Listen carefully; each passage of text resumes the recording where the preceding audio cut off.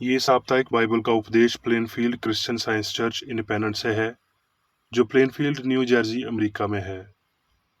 अधिक जानकारी के लिए कृपया हमारी वेबसाइट पर जाएं www.plainfieldcs.com। आपके अध्ययन के लिए ये पाठ रविवार 30 मई 2021 के लिए है।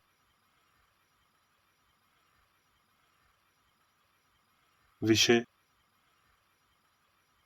प्राचीन और आधुनिक काला जादू। उपनाम: कृत्रिम निद्रावस्था और सम्मोहन। स्वर्णपथ: यूहन्ना। हे बालकों, किसी के भरमाने में न आना। जो धर्म के काम करते हैं वही उसके नियमधर्मी हैं। उत्तरदायी अध्ययन। पतरस। इसलिए परमेश्वर के बलवंत हाथ के नीचे दीनता से रहो, जिससे वो तुम्हें उचित समय पर बढ़ाए, और अपनी सारी चिंता उसी पर डाल दो, क्योंकि उसको तुम्हारा ध्यान है। सुचित हो और जागते रहो, क्योंकि तुम्हारा विरोधी शैतान गर्जने वाले स्नेह के नियन इस खोज में रहता है कि किसको फाड़ खाए। विश्वास में दृढ़ हो। अब परमेश्वर, जो सारे अनुग्रह का दाता है, जिसने तुम्हें मसीह में अपनी अनंत महिमा के लिए बुलाया, तुम्हारे थोड़ी देर तक दुख उठाने के बाद आप ही तुम्हें सिद्ध और स्थिर और बलवंत करेगा। उसी का साम्राज्य युग युग रहे। आमीन।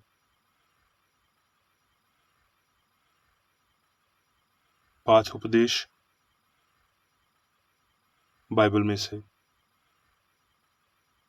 थिस्सलुनीकियों। किसी रीति से किसी के धोखे में न आना, क्योंकि वो दिन ना आएगा जब तक के धर्म का त्याग न हो ले, और वो पाप का पुरुष अर्थात विनाश का पुत्र प्रगट न हो, जो विरोध करता है और हर एक से जो परमेश्वर या पूज्य कहलाता है अपने आप को बड़ा कहलाता है। तीमुथियुस। पर ये जान रख कि अंतिम दिनों में कठिन समय आएंगे, क्योंकि मनुष्य अपस्वार्थी, लोभी, दींगमार, अभिमानी, निंदक, माता पिता की आज्ञा टालने वाले, कृतघ्न, अपवित्र, द्याहृत, क्षमाहृत, दोष लगाने वाले, असंयमी, कठोर, भले के बैरी, विश्वासघाती, ढीठ, घुमंडी और परमेश्वर के नहीं वरन सुख विलास ही के चाहने वाले होंगे। वो भक्ति का भेष तो धारेंगे, पर उसकी शक्ति को न मानेंगे। ऐसों से परे रहना। पर तू उन बातों पर जो तूने सीखी हैं और प्रतीति की थी, ये जानकर दृढ़ बना रहे कि तूने उन्हें किन लोगों से सीखा था, और बालकपन से पवित्र शास्त्र तेरा जाना हुआ है, जो तुझे मसीह पर विश्वास करने से उद्धार प्राप्त करने के लिए बुद्धिमान बना सकता है। हर एक पवित्र शास्त्र परमेश्वर की प्रेरणा से रचा गया है और उपदेश और समझाने और सुधारने और धर्म की शिक्षा के लिए लाभदायक है, ताकि परमेश्वर का जन सिद्ध बने और हर एक भले काम के लिए तैयार हो जाए।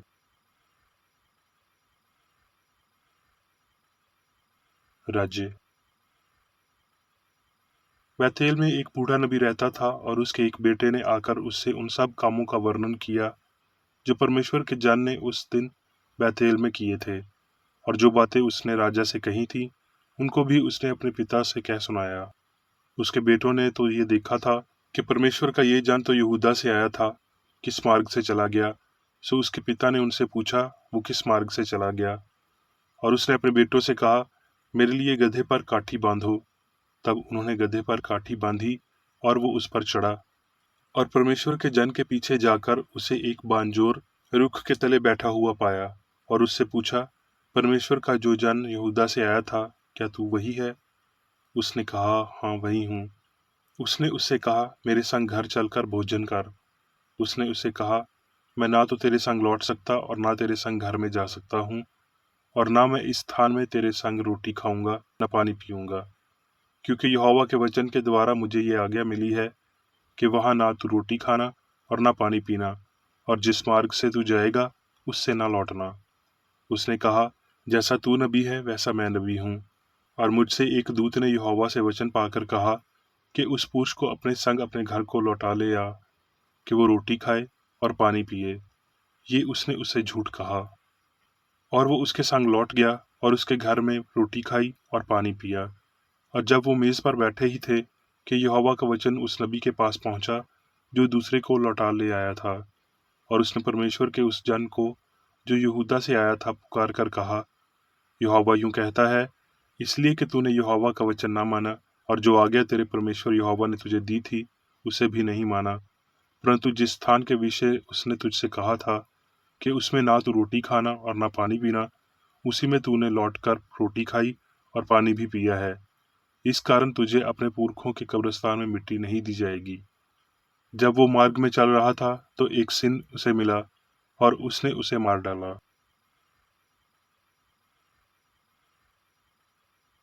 भजन संहिता। हे परमेश्वर, मेरा न्याय चुका और विधर्मी जाति से मेरा मुकदमा लड़, मुझको छली और कुत्तल पुरुष से बचा। क्योंकि हे परमेश्वर, तू ही मेरी शरण है। अपने प्रकाश और अपनी सच्चाई को भेज, वो मेरी गवाही करें। वही मुझको तेरे पवित्र पर्वत पर और तेरे निवास स्थान में पहुंचाएं। तब मैं परमेश्वर की वेदी के पास जाऊंगा, उस ईश्वर के पास जो मेरी अति आनंद का कुंड है। और हे परमेश्वर, हे मेरे परमेश्वर, मैं वीणा बजा बजा कर तेरा धन्यवाद करूंगा। हे मेरे प्राण, तू क्यों गिरा जाता है? तू अंदर ही अंदर क्यों व्याकुल है? परमेश्वर पर भरोसा रख, क्योंकि वही मेरे मुख की चमक और मेरा परमेश्वर है। मैं फिर उसका धन्यवाद करूंगा।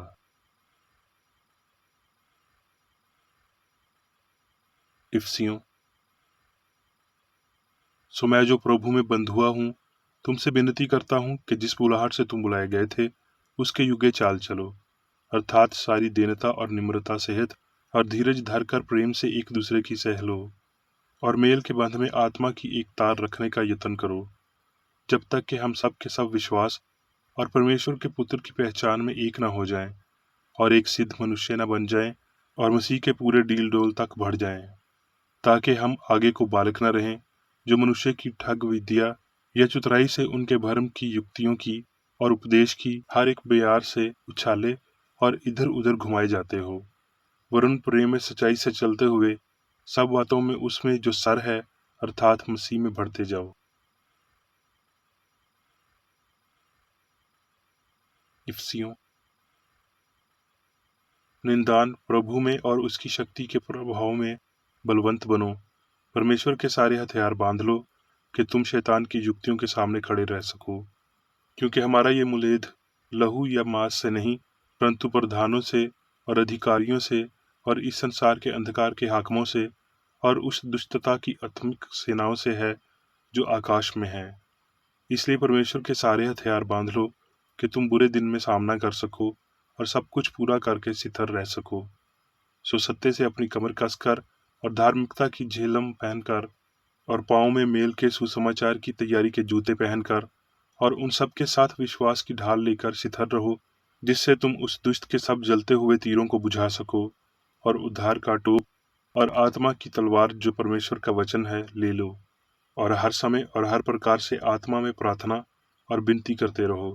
परमेश्वर पिता और प्रभु यीशु मसीह की ओर से भाइयों को शांति और विश्वास सहित प्रेम मिले।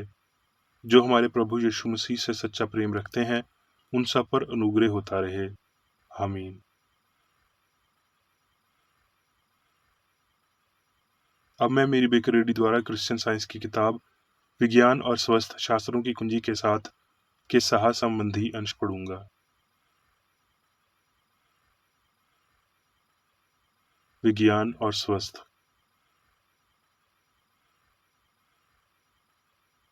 कृत्रिम निर्धावस्था या पशु चंबकत्व को पहली बार जर्मनी में एक मेस्मर द्वारा 1775 में लाया गया था। अमेरिकी साइक्लोपीडिया के अनुसार उन्होंने तथाकथित बाल पर विचार किया, जो उन्होंने कहा कि बीमारी को कम करने के साधन के रूप में एक दूसरे से अधिक जीवित जीवों द्वारा किया जा सकता है। उनके प्रस्ताव इस प्रकार थे।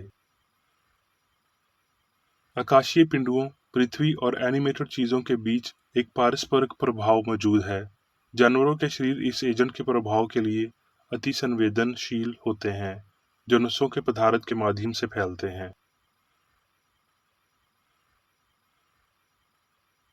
पशु चंबकत्व के कामकाज के लिए खेक की अपनी तिपानियों ने उसे समझा दिया कि ये एक उपचारात्मक एजेंट नहीं है और इसका प्रभाव उन पर है जो इसका अभ्यास करते हैं और उनके विषयों पर जो इसका विरोध नहीं करते हैं, नैतिक और शारीरिक मृत्यु का कारण बनते हैं। यदि पशु चंबकत्व रोग को कम करने या ठीक करने के लिए लगता है, परंतु ये उपस्थिति भ्रामक है, क्योंकि त्रुटि त्रुटि के प्रभाव को दूर नहीं कर सकती है। त्रुटि के तहत बेचैनी आराम के लिए बेहतर है। किसी भी उदाहरण में पशु चंबकत्व का प्रभाव नहीं है, जिसे भ्रम के प्रभाव के अलावा अब हिप्नोटिज्म कहा जाता है। इससे प्राप्त होने वाला कोई भी लाभ भूत जादू में किसी के विश्वास के समान उपति होता है। पशु चंबकत्व के पास कोई वैज्ञानिक आधार नहीं है, क्योंकि भगवान सभी को नियंत्रित करता है, जो वास्तविक, समान जैसे पूर्ण और शाश्वत है, और उनकी शक्ति ना तो पशुओं की है और ना मानव की। विज्ञान पशु चंबकत्व, कृत्रिम निद्रावस्था या सम्मोहन में एक विश्वास और इस विश्वास के आधार पर पशु होना नकारात्मकता है, जिसमें ना तो बुद्धि शक्ति है और ना ही वास्तविकता है, और इस अर्थ में ये तथाकथित नश्वर मन की एक अवास्तविकता अवधारणा है। लेकिन आत्मा का एक वास्तविक आकर्षण है। ध्रुव को सुई की ओर इशारा करना इस सर्वशक्तिमान या ईश्वर दिव्य मन के आकर्षण का प्रतीक है।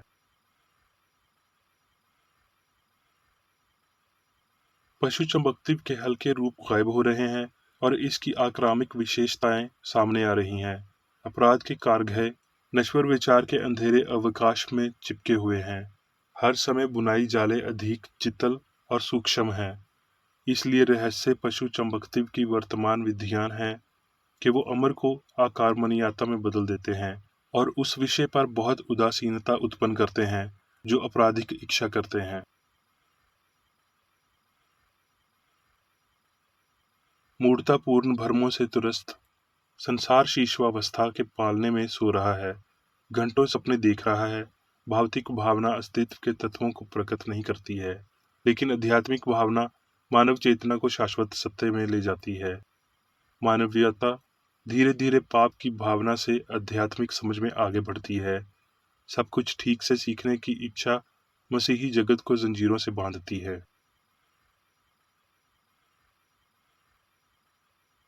मानव जाति को सीखना चाहिए कि बुराई शक्ति नहीं है, इसकी तथाकथित निरंकुशता है, लेकिन ये कुछ भी नहीं है। क्रिश्चियन साइंस बुराई के साम्राज्य को नष्ट करती है और पर्व में, परिवारों में और इसी तरह सामंतदय में स्नेह और सदाचार को बढ़ावा देती है। प्रेरित पौलुस बुराई के अवतार को इस दुनिया के देवता के रूप में संदर्भित करता है और आगे इसे बेईमानी और चालाकी के रूप में परिभाषित करता है। अधिक आत्मा अच्छाई अनंत भगवान और उनके विचार सभी में है। बुराई एक झूठ है। वास्तव में कोई नश्वर मन नहीं है और परिणाम अस्वरूप नश्वर विचार और इच्छा शक्ति का कोई संक्रमण नहीं है। जीवन और अस्तित्व ईश्वर के हैं। क्रिश्चियन साइंस में मनुष्य कोई नुकसान नहीं कर सकता, क्योंकि वैज्ञानिक विचार सच्चे विचार हैं, भगवान से मनुष्य के लिए गुजर रहे हैं। जब क्रिश्चियन साइंस और पशु चंबकत्व दोनों को समझ लिया जाता है, क्योंकि वो दूर की तारीख में नहीं होंगे, तो ये देखा जाएगा कि इस पुस्तक के लेखक को भेड़ के रूप में भेड़ियों द्वारा उतना अन्यायपूर्ण रूप से क्यों सताया और विश्वास किया गया था। जो कोई भी अपने विकसित मानसिक शक्तियों का उपयोग भागे हुए अपराधी की तरह ताज़ा अत्याचार करने के लिए करता है, जैसे अवसर मिलता है, वो कभी सुरक्षित नहीं होता। भगवान उसे गिरफ्तार कर लेंगे, ईश्वरीय न्याय उसे संभाल लेगा। उसके पाप उसकी गर्दन के चारों ओर चक्की के पाट होंगे, जो उसे अपमान और मृत्यु की गहराई तक तो ले जाएंगे। त्रुटि का बढ़ना उसके विनाश की भविष्यवाणी करता है और प्राचीन स्वयं सिद्ध की पुष्टि करता है। जिसे देवता नष्ट करते हैं, वो पहले पागल करते हैं।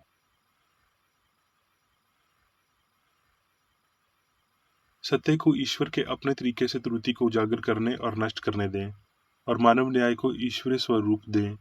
पाप को उसका पूरा दंड मिलेगा, दोनों के लिए कि वो क्या है और जो वो करता है। न्याय पापी को चिन्हित करता है और नश्वर लोगों को सिखाता है कि वो ईश्वर के मार्ग के निशान को ना हटाएं।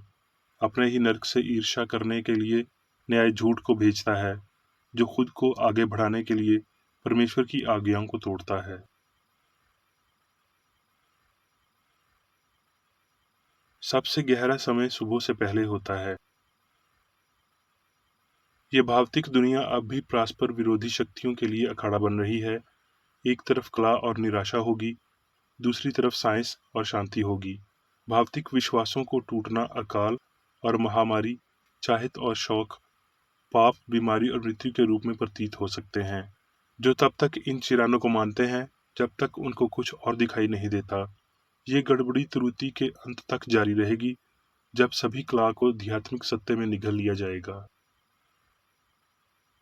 नश्वर त्रुटि एक नैतिक नसियानिक अकर्म में गायब हो जाएगी। ये मानसिक किन्नौन शुरू हो गया है, और जब तक विश्वास उपज की सभी त्रुटियों को समझाने तक जारी रहेगा। विश्वास परिवर्तनशील है, लेकिन आध्यात्मिक समझ अपरिवर्तनीय है। जैसे जैसे ये अंतर्ग्रहण समाप्त आता जाता है, वो दिव्य विज्ञान के अनुसार अपने पाठ्यक्रम को आकार देता जाएगा। जैसे जैसे भौतिक ज्ञान कम होता जाता है और आध्यात्मिक समझ बढ़ती है, वास्तविक वस्तुओं को भौतिक की बजाय मानसिक रूप से पकड़ा जाएगा। इस अंतिम संघर्ष के दौरान दुष्ट सोच वाले ऐसे साधनों को खोजने का प्रयास करेंगे जिनके द्वारा अधिक बुराई को पूरा किया जा सके।